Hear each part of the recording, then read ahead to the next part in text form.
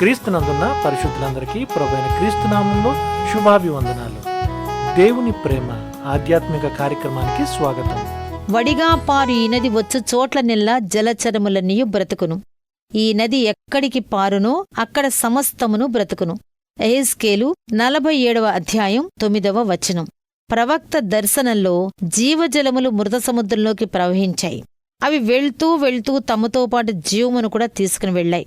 నిజానికి ఆ మృత సముద్రం అనేది నీళ్లు ఎటువైపు పారక నిలిచి ఉండిపోయి లవణాలు పేరుకుపోయిన ఒక సరస్సు.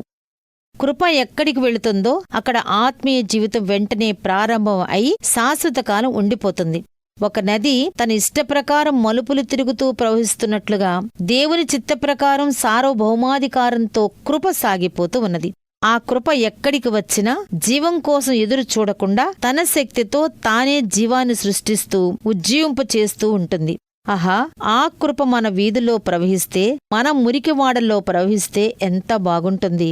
అది ఇప్పుడే నా గృహంలోకి రావాలి, అన్ని గదుల్లో నిండిపోవాలి.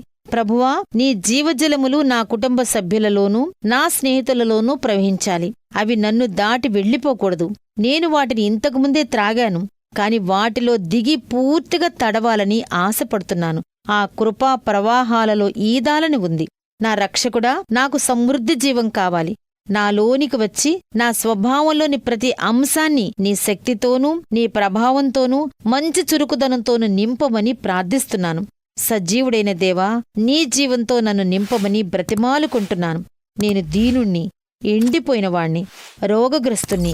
అహరోను కర్రలా నేను కూడా నీ మహిమార్థమే చిగిర్చి పువ్వులు పూసి పండ్లు ఫలించేలా చెయ్యి. నన్ను బ్రతికించు. నా ప్రభువైన యేసు నామం బట్టి ప్రార్థిస్తున్నాను. ఆమెన్.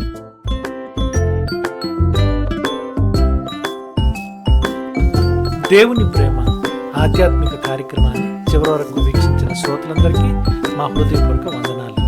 తిరిగి మళ్ళా రేపు హృదయకాల సమయంలో కలుసుకుందాం. అంతవరకు సెలవు. May God bless you. దేవుడు మిమ్మల్ని అందరినీ దీవించును గాక. ఆమేన్.